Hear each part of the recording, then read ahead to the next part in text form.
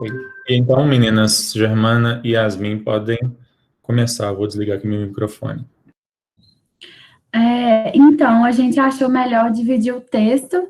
Eu fiquei com as 3 primeiras partes, a Germana ficou com a 4ª parte com a conclusão. E eu achei melhor, para começar a compreender, pegar uma análise histórica da sexualidade, do sujeito sexual e do biopoder, sobre a perspectiva de Foucault. O biopoder, ele vai ser identificado como um conjunto de técnicas fundadas na sujeição dos corpos e no controle das populações. Para que esse controle exista, o mecanismo de poder referente à sexualidade não foi exercido através de uma lógica repressiva apenas. Era preciso falar sobre o sexo, contar todos os seus detalhes, a fim de que se fixassem regras. A partir disso, começaram a interrogar a sexualidade das crianças, dos criminosos, dos loucos e o prazer daqueles que não amam o sexo oposto. Surgiu dessa forma um mundo chamado por Foucault de mundo da perversão, habitado por indivíduos denominados de gentalha diferente. Indivíduos esses que foram perseguidos durante o período do século XVIII ao século XX pelas leis vigentes. Entre os tais perversos estão aqueles que não se enquadram na loja heterossexual, que não sentem prazer no sexo oposto. Vai surgir dessa forma sexualidades periféricas, dotadas de um atributo de anormalidade à luz da lógica dominante heterossexual. Há uma perseguição às sexualidades periféricas, com o intuito de controlá-las, inserindo-as em uma lógica analítica e permanente, no sentido de encravar tais sexualidades nos corpos dos indivíduos e em suas condutas, tornando-os objetos de classificação. Seguindo essa linha, a Butler ela vai compartilhar dessa concepção Foucaultiana, sustentadora do sexo como elemento criado. Para ela, o sexo e o gênero, eles são produzidos culturalmente, tendo em vista que é feito de uma coerência produzida pela cultura heterossexual, com o intuito de legitimar e de manter uma heterossexualidade compulsória. Eu relembrei um texto antigo que a gente já estudou, que fala sobre a ideia do outro, a definição de corpos objetos e como eles se interligam com uma necropolítica, onde algumas vidas são vistas como matáveis pelo Estado. Nessa perspectiva, observa-se um desamparo dos sujeitos que transgridem essa norma heterossexnormativa, com destaque para negligência e abjeção quanto aos seus cuidados e necessidades em saúde, já que o conhecimento deles é escasso em virtude de uma resistência na procura de serviços, devido ao contexto discriminatório existente no sistema e nas instituições.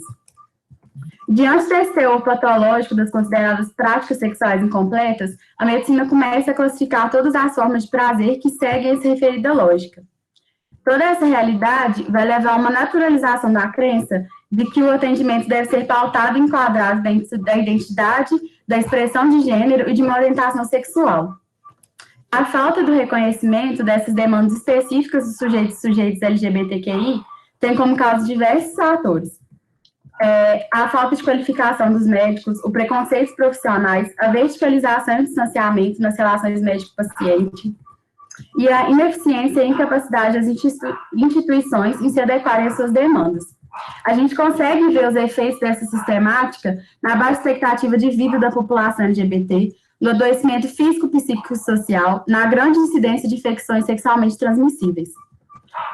Toda essa construção de normalidades socialmente construídas, elas se mostram como excludentes de diversidade e vão colaborar para a perpetuação da discriminação e da invisibilidade, indo de contramão com o disposto não apenas nos princípios basilares da Constituição Federal, que vai trazer a saúde como um direito de todos, dever do Estado, sendo seu acesso universal e gratuito, como também vai entrar em conflito com o disposto pelo SUS, que é a integralidade, a equidade e a universalidade.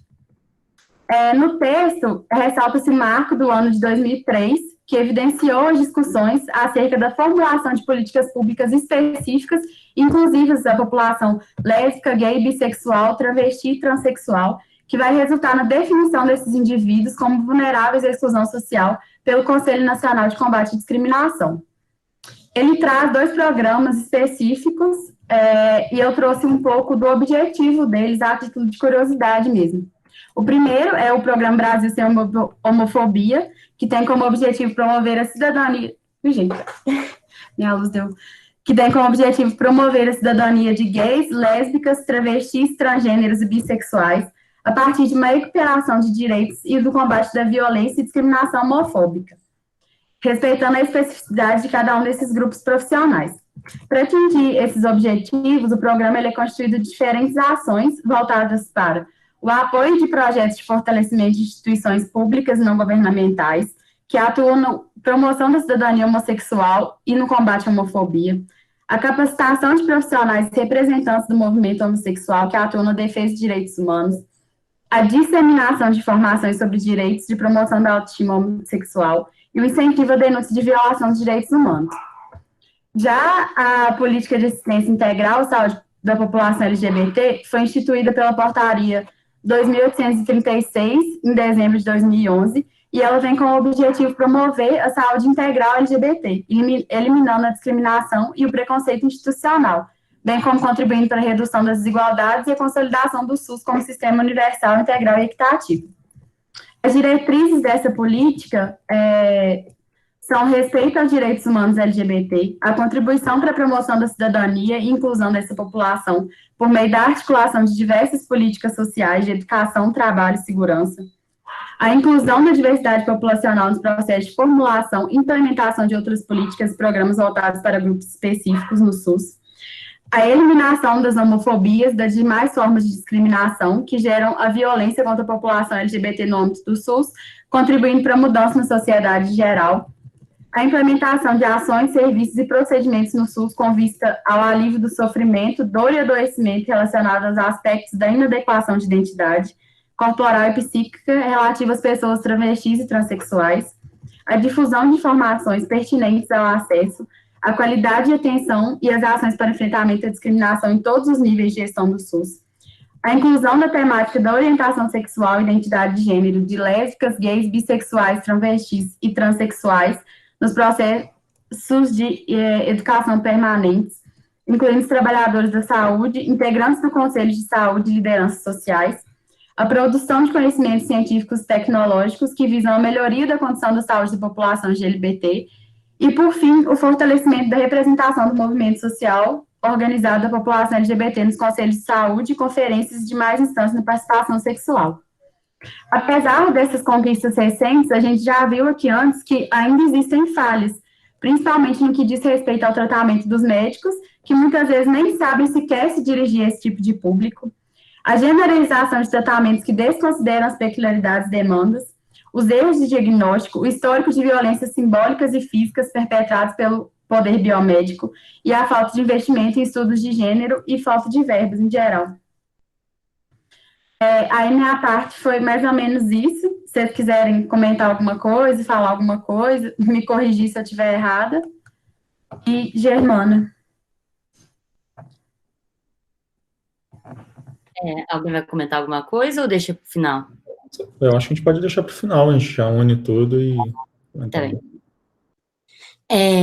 A minha parte ela é de justiça social e acesso igualitário à saúde, princípios formais constitucionais e a conclusão. E daí, nessa parte, ela traz o Sistema Único de Saúde, né, o SUS, como uma forma de implementação de princípios basilares da Constituição Federal. Então, como que os princípios de equidade e universalidade, eles são, na verdade, formas de concretizar o que já está posto na Constituição, e que quando falha-se em prover isso, você está falhando em concretizar os princípios da Constituição. E aí ela começa a trazer essa questão da justiça social a partir de conceitos da Tatiana Lionso, que seria a equidade como uma perspectiva, e que isso já em si estaria embutido à universalidade, e que isso teria que ter sempre em mente a consideração das diferenças e dos grupos minoritários, porque essa distinção seria relevante para poder pensar as formas de desigualdade que existem. E que o Estado Democrático de Direito ele pressupõe uma integração de pluralidades sociais e culturais, e que isso não estaria sendo efetivado. Daí também fala sobre a paridade participativa, que não só essa população precisaria estar presente, estar sendo vista, mas que tinham que ter uma participação na razão pública. Então, também teriam que ter alguma forma de remanejar, de estar presente nessas discussões, para que as políticas públicas sejam efetivadas e não sejam só uma forma de assegurar liberdade e autonomia em decisões individuais, mas também nas políticas públicas no geral. Todos esses princípios que estariam descritos na Constituição na forma de uma justiça social, elas seriam uma forma de garantir o princípio da dignidade da pessoa humana, que promoveria o bem a todas as pessoas, independente de qualquer natureza. E aí fala também da diversidade como um valor social na Constituição e que já está explícito ali que o cidadão tem que ser considerado em sua pluralidade de origem, raça, cor, sexo, idade e qualquer forma de existir, e que isso tem que ser sempre considerado. E aí isso é o conceito que ela utilizou para falar da justiça social e acesso igualitário à saúde. E aí, na conclusão, ela traz de volta essa questão do distanciamento médico-paciente, que como que seria fundamental que o órgão propagador de saúde, que seria o SUS, ele não estivesse ele não fosse um instrumento despreparado profissionalmente, porque esse despreparo faz com que a cis-heteronormatividade ela esteja presente sempre na relação médico-paciente, que faz com que um distanciamento exista, e com esse distanciamento a evasão dessas pessoas que não se sentem acolhidas por aquele profissional. E que hoje em dia, no estado que está presente, né, a promoção para a saúde LGBTI+, ela está muito vinculada ao controle de HIV e AIDS, apesar de ainda ineficaz, mas que somente isso era considerado, e não uma forma transversal de se entender a saúde de pessoas LGBT+, e que, portanto, seria ineficaz, e isso teria muito a ver com a abjeção desses corpos. Quando você pressupõe que uma pessoa é cis e hétero, você não consegue ter essa aproximação do médico e do paciente, e também você vai deixar de enxergar um tanto de especificidades que precisam ser levadas em conta para um atendimento humanizado.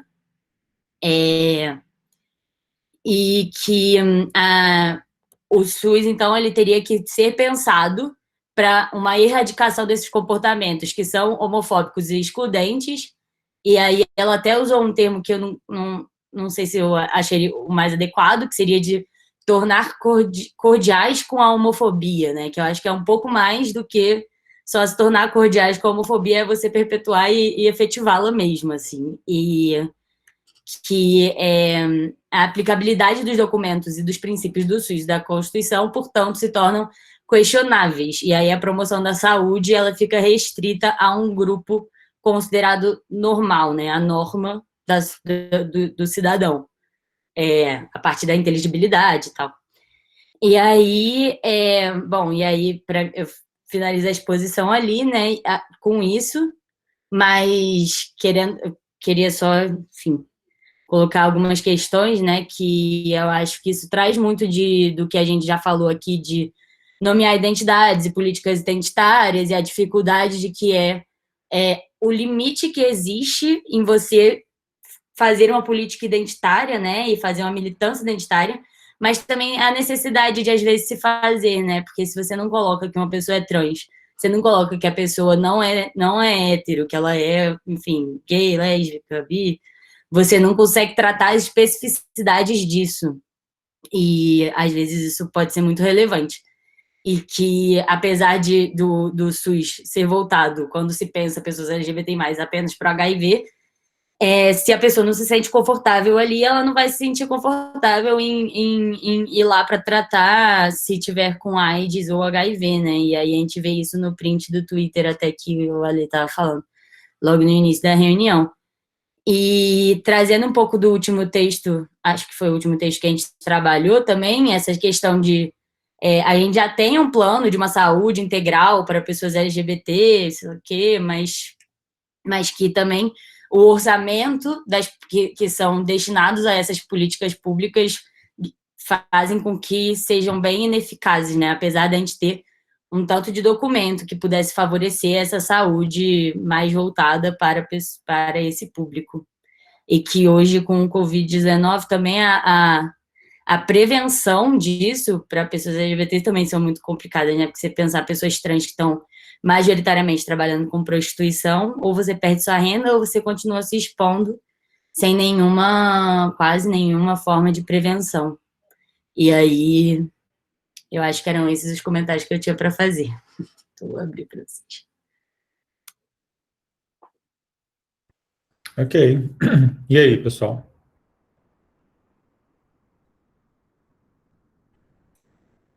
Alexandre, posso falar rapidamente?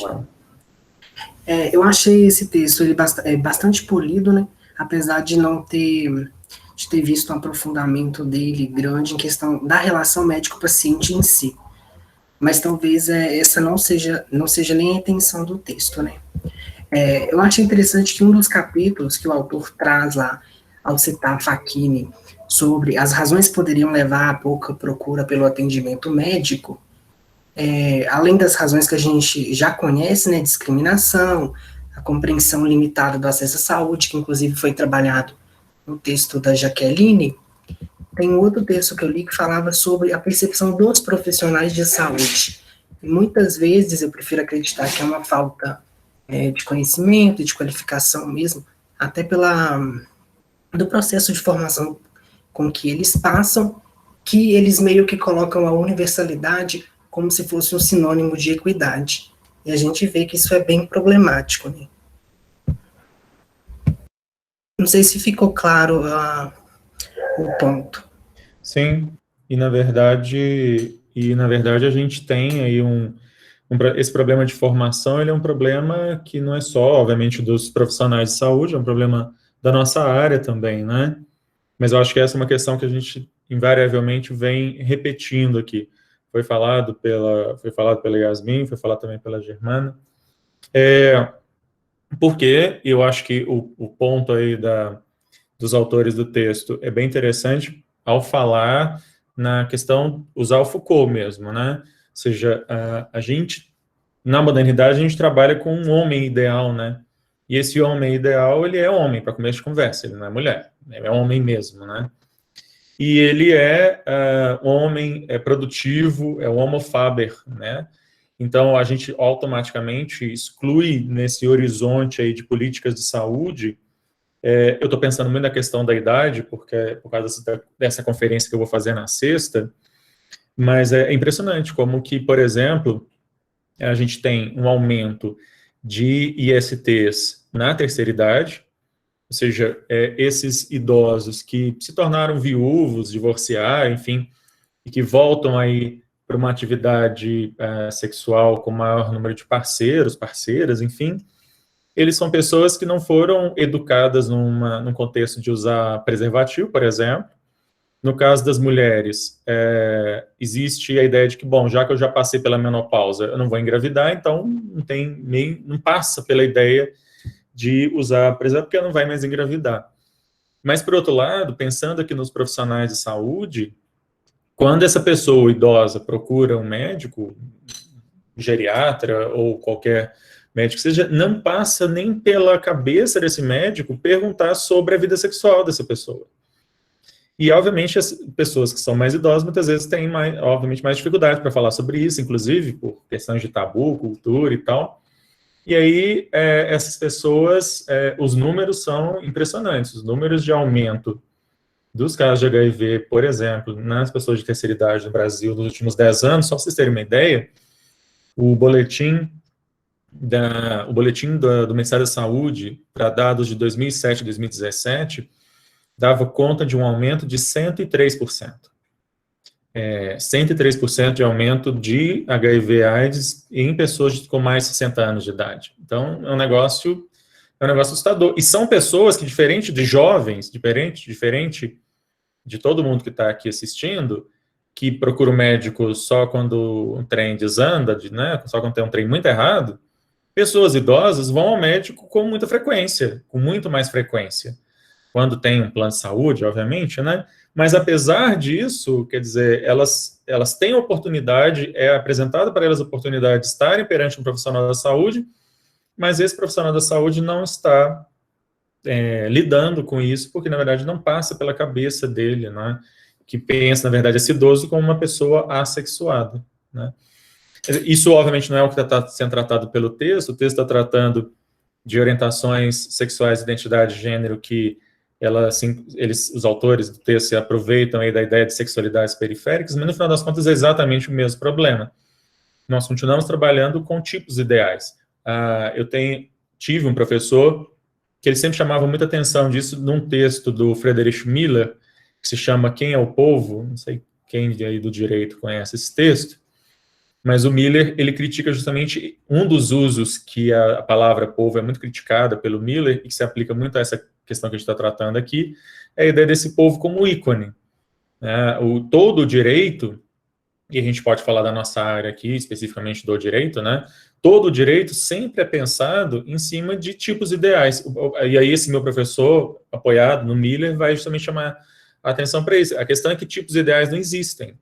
O homem ideal não existe. Existem pessoas de carne e osso dentro de uma pluralidade, uma diversidade, com a qual o direito não foi pensado. O direito não é pensado para pensar nessa diversidade, nessa pluralidade. E, de novo, né, o que a gente acaba fazendo é criando um comportamento normal, um comportamento ideal, como foi mencionado aí, e joga para escanteio todo mundo que não se encaixa nisso e fica nessa coisa das sexualidades periféricas, né? Uma pessoa travesti, normalmente, ela não tem liberdade, às vezes ela não consegue sequer ir no posto de saúde, porque já tem várias pesquisas que vão mostrar isso, às vezes ela é barrada na própria entrada. O cara, a segurança do posto de saúde já barra ela ali. Quanto mais, e aí é algo que vocês também mencionaram, quando ela entra e tem acesso, na verdade, a única coisa que o médico vai oferecer para ela é camisinha. Porque você automaticamente associa, se a pessoa é LGBT, principalmente no caso de travestis, a única questão dela é HIV e AIDS, só que ela, na verdade, é uma pessoa que ela tem dor de ouvido, dor de dente, ela tem um monte de outras coisas, só que isso também... Quer dizer, às vezes você tem uma política que ela é exclusiva, que ela até funciona, mas também ela é igualmente redutora de complexidade. Então, o negócio é complicado, né? A situação, ela não é fácil, não. Mas vamos lá, só eu falando aqui, vamos lá, quem mais? Professor, Diga. E até já pegando um pouquinho essa análise de Foucault, né, em razão ao poder, eu até tenho vou até compartilhar com vocês, eu não sei se o senhor lembra, mas na minha dissertação, na minha defesa, uma professora me perguntou, ela me questionou, falando que ela não entendia que o direito era uma forma de poder, né? Ela não entendeu. E isso eu acho que, assim, até já compartilhando com vocês, acho que até me exaltei, porque na hora eu falei, como assim? Mas, né, o direito ao invés de incluir, ele acaba excluindo, né? E isso a gente eu vi muito com os transexuais. Agora, eu tô procurando a pesquisar sobre as pessoas que são, sobre os hermafroditas, né? O pessoal falava hermafroditas antes, que hoje são os intersexos, porque eles caíram num limbo jurídico, porque o que eles são? Não chega a ser transexual, e hermafrodita é algo bem relativo, né? Samuel é da medicina, se eu não me engano, eu até podia... Tá desligado, professor. Acho que o Lucas está aí, não tá? É o Lucas? Ah, tá. Até podia contar um pouquinho para a gente como que é, né? Porque eu analisei uma jurisprudência, uma decisão judicial sobre intersexos e os julgadores não sabiam direito em que eles se adequaram, em qual medida se adequava, porque o direito não consegue resolver todos os problemas. O direito, né? E aí, como que a gente faz? Eu notei muito isso, e eu cheguei a uma conclusão que os intersexos, assim, os transexuais já são bastante, né, discriminados, mas os intersexos, eles caíram num limbo, tá num limbo jurídico, porque ninguém sabe em que eles vão se aplicar. Se eles entram no provimento 73, se não entra, e aí? Então, é algo, né, e essa questão, assim, do poder, né, E, como o professor falou, e até a Germana disse, tudo que não é cis, tudo que não é hétero, como que faz? Como que o direito faz? É complicado. E é só essa minha consideração. Germana, você está falando... Desculpa, diga, Yasmin. Diga.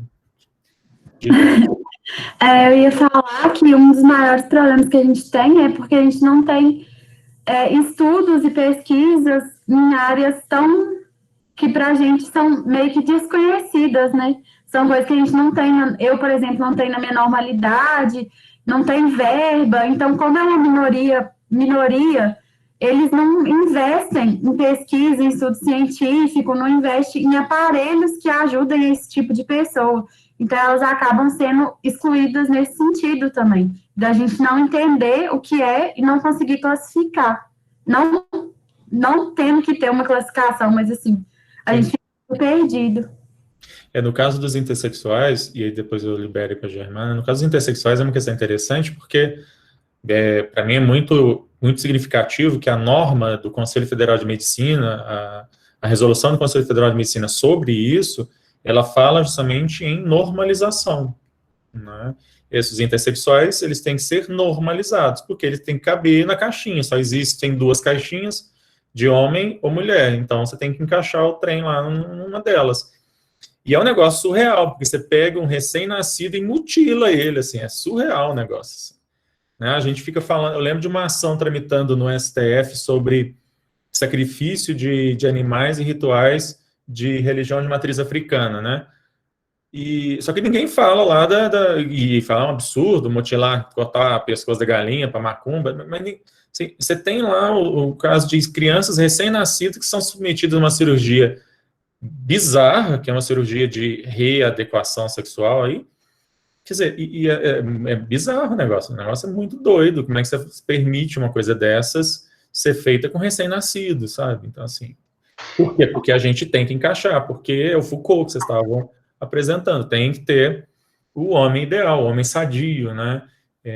O próprio conceito de saúde também, ele é muito higienista, né? Porque ele também parte de certos pressupostos. Enfim, vocês discutem, talvez tenham discutido isso nas aulas de direito civil, tem muitas discussões interessantes na área de biodireito, de bioética, é a área que gosta disso, né? Mas tem determinadas questões que, por exemplo, tem determinadas variações da espécie humana, que a fronteira entre o que é uma variação da espécie humana e o que é doença é uma fronteira muito... que não é clara. Nanismo, por exemplo, é uma variação normal da espécie humana, albino, ser anão, é uma variação normal da espécie humana, a gente tem que erradicar, se a gente pudesse erradicar, a gente deveria erradicar. E aí, e no final das contas, é a mesma coisa com relação à sexualidade e gênero, são variações da espécie, e a fronteira entre o que é diverso aí, e o que é doença que precisa ser curada ou normalizada é tênue, não é clara. E é complicado, professor, porque um recém-nascido não tem a menor condição de pensar, de definir o que ele é, né? Aí a gente já entra naquele molde do binarismo, né? Ou é macho ou é fêmea, ou é masculino ou feminino, mas quando é um recém-nascido, ele não consegue se determinar. E aí, o grande problema do intersexo, que eu até pesquisando, eu já vi sobre isso, o problema fazem a cirurgia de retificação sexual quando é recém-nascido, vamos supor que coloca a criança, né, coloca um feminino, como uma vagina na criança. Só que aí, a criança cresce, na verdade, se identifica como um homem. Então, você mutilou um órgão, é bem complicado, é algo bem diferente. Eu já até vi alguns casos assim, inclusive. Diga, Germana. Isso é muito complicado, porque até mesmo os médicos que querem muito entender essa situação e tal, e que compreendem todo esse universo, todas essas questões, eles são obrigados a colocar numa caixinha se é feminino ou masculino. Então, mesmo que não faça a cirurgia de normalização sexual, que eu acho que é esse o nome mesmo, assim, apesar de ser horrível esse nome, os pais vão ter que decidir qual é o gênero da pessoa ali, a partir de de um sexo que não faz o menor sentido enquanto constituição de um gênero, né? E aí, acho que entra muito nessa questão de sexo não ser biológico, né? Tipo, essa história de biológico não fazer sentido nenhum, porque existem, sei lá, 64 formas, se eu não me engano, desse tecido existir, que não seja dessa forma binária, porque, pois, 64, no fim das contas. E aí, esse chute é completamente aleatório, assim, dos pais, o que eles preferem ter, assim. Olha, uma vez eu participei de um lançamento de um livro sobre sexualidade e gênero, que o primeiro grupo de pesquisa lá na UFOP a gente publicou, e eu fiz esse lançamento na OAB do Rio, e estava tendo um encontro de pesquisadores lá no Rio, então teve uma professora, que eu não vou citar o nome aqui, mas que é uma professora doutora, famosa na área da pesquisa no direito e tal, e quando eu fui falar essa questão dos intersexuais, e inclusive essa coisa do não binário, como a Germana lembrou, porque inclusive esse intersexual pode crescer e se não for submetido a nada, né, ele pode inclusive entender que ele não é nem homem nem mulher, ele é uma terceira coisa, e ok, também. Ela veio me falar, se o Henrique tivesse, uma pena que o Henrique não está aqui, que o Henrique ouviu ela falar isso, para não passar só eu contando a história. Ela falou, não, mas as pessoas são ou XX ou XY, sabe? Aí, nossa senhora, você tem vontade de chorar, principalmente porque é uma pessoa que é da área de direitos humanos, que é da área, teoricamente, trabalha com diversidade, inclusive, e me vem com uma coisa dessas. Então, assim, não, então mas não tem como ter essa coisa de não binário, não tem como ter um terceiro sexo, porque a pessoa é XX ou é XY, né? Então, assim, não faço, não.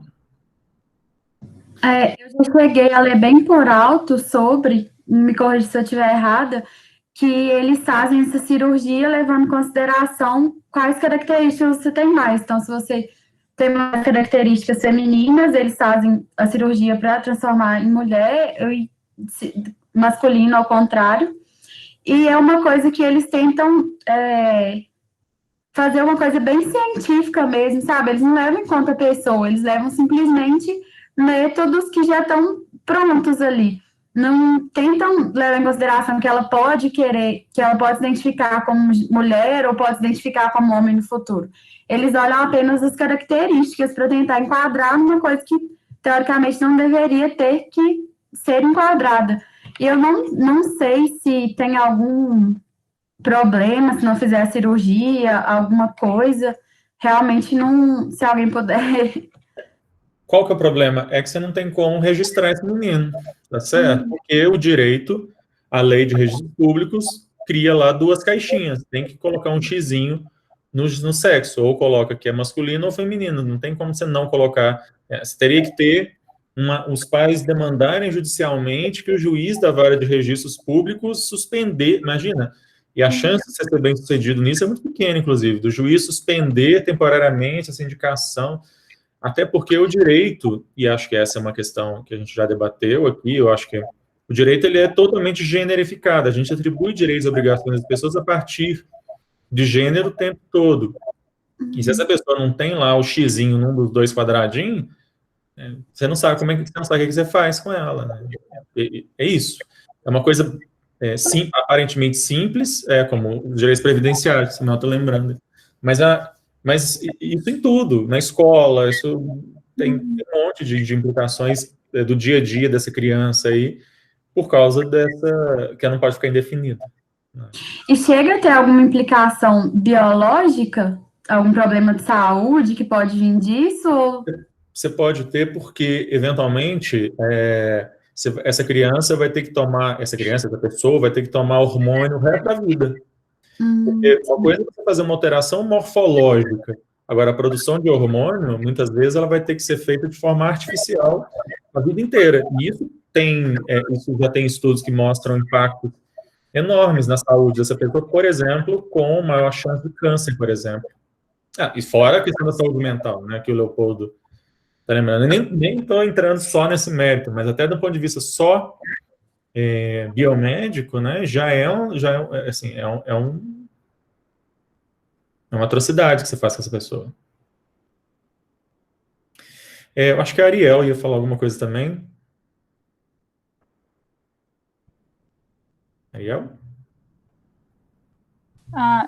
É porque, pelo que eu sei do tema, eles levam muito em consideração o conceito da reprodução. Se você tem um útero que vai funcionar melhor do que o seu pênis quando você é intersexual, aí eles já te definem por isso.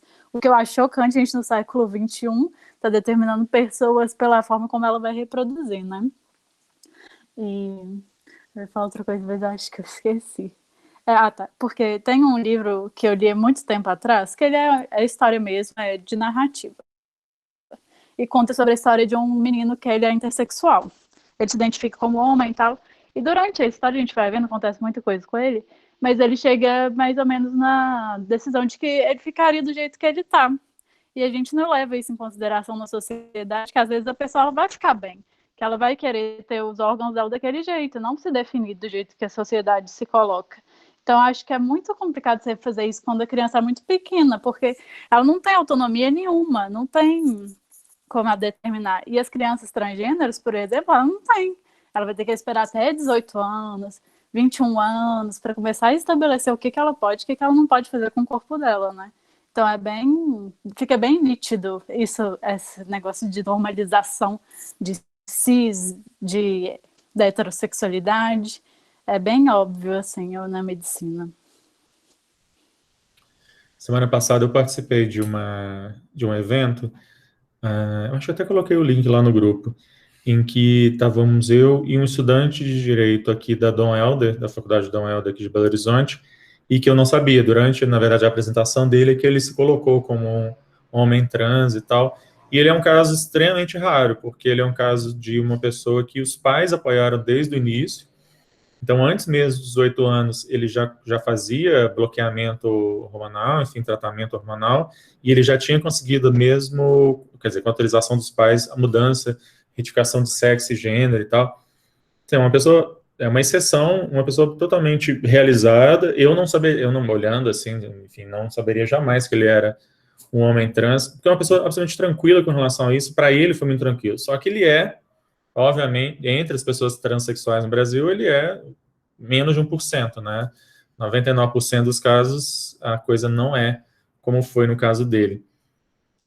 Infelizmente, né? Ele é absolutamente a exceção nessa história. Bom, vamos lá, o que mais? Acho que quando a Yasmin falou de ser uma escolha científica, né? Tem também muita questão social envolvida na escolha de para qual binarismo você vai entrar, né? O Paul Preciado, acho que no Manifesto Contrasexual, se eu não me engano, fala muito disso, de que, tipo, se você tem aí não sei o termo técnico, mas se você identifica num bebê que ele tem um princípio de pênis, e aí, em vez de manter isso assim, vai normalmente preferir construir uma vagina, porque isso socialmente vai ser desagradável para ele a vida inteira, e aí, majoritariamente, essas cirurgias são feitas para você construir a vagina, em vez de manter o pênis, porque isso poderia causar algum constrangimento social no futuro, assim. Como se também essa cirurgia de normalização não fosse causar nenhuma questão social ou mental para a pessoa, né?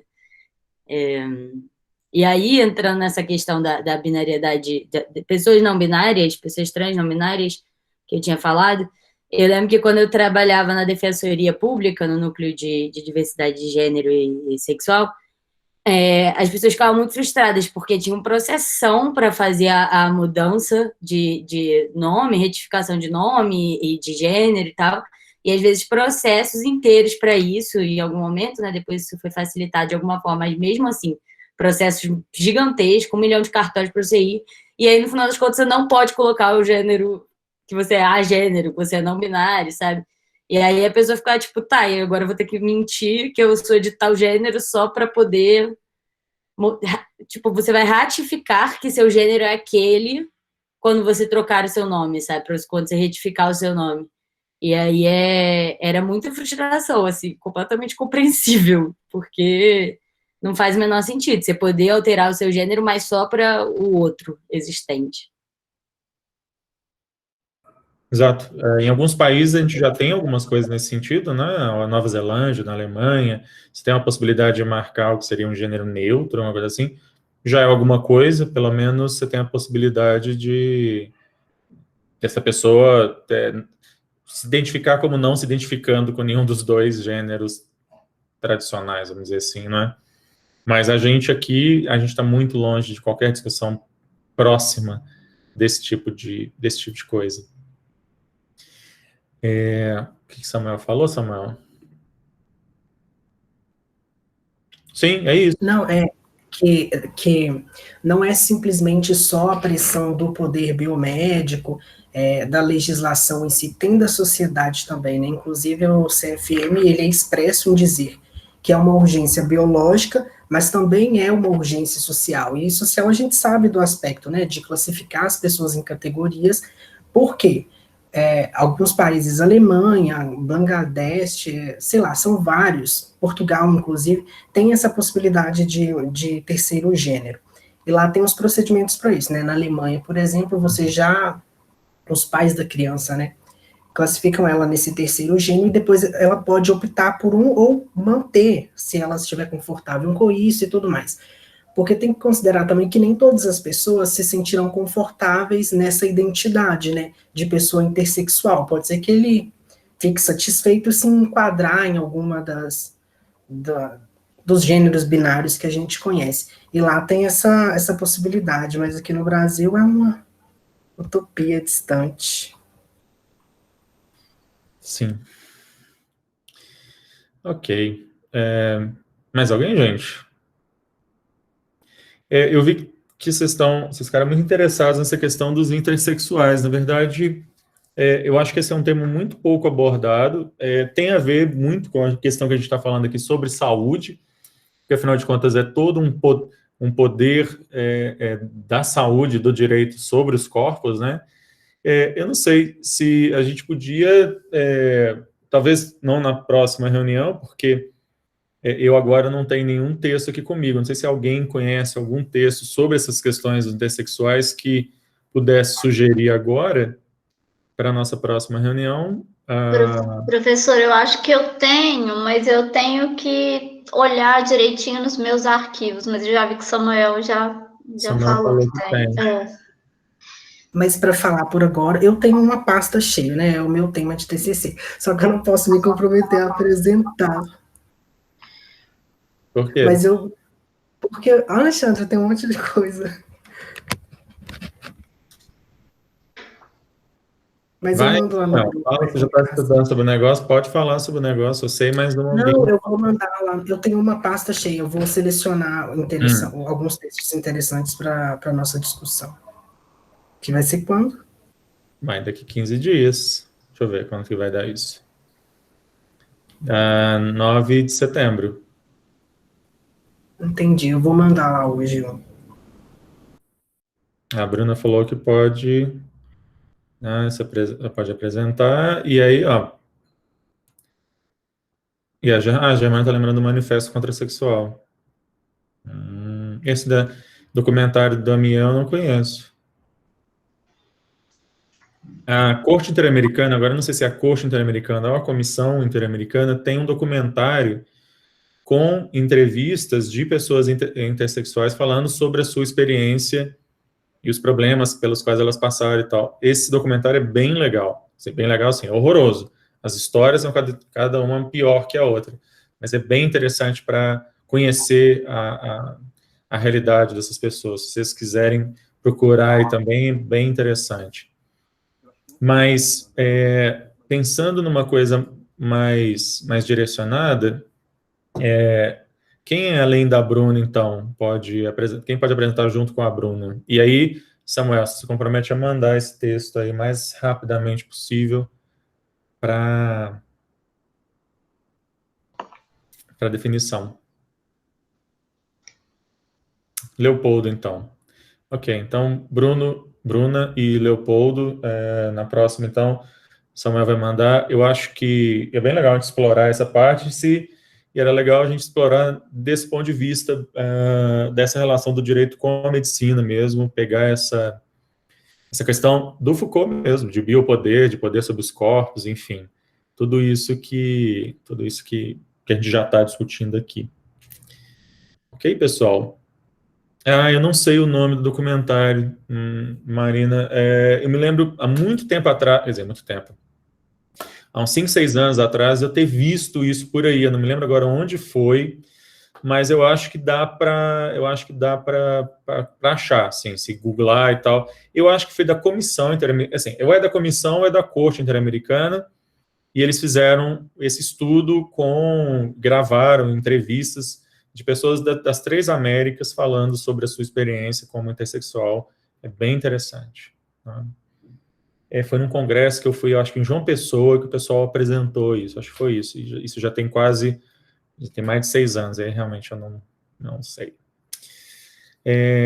Yasmin e Germana, obrigado pela apresentação de vocês, foi ótima. Eu anotei várias coisas, inclusive, algumas delas me chamaram a atenção de algumas coisas para usar, inclusive na minha participação do evento lá de sexta-feira. Então, foi ótima a discussão. Então é isso, meninos e meninas e menines. Dia 9 de setembro, então, depois do feriado, dia 7 de setembro, estamos aí de volta, então, nesse mesmo horário, tá? E esse vídeo depois eu vou disponibilizar lá no nosso grupo do WhatsApp. Beleza? Ok, então, gente. Obrigado a todos e todas aí. Até a próxima, então. Até a próxima. Boa noite, pessoal. Boa noite, gente. Boa noite, gente. Boa noite. Deixa eu parar a gravação.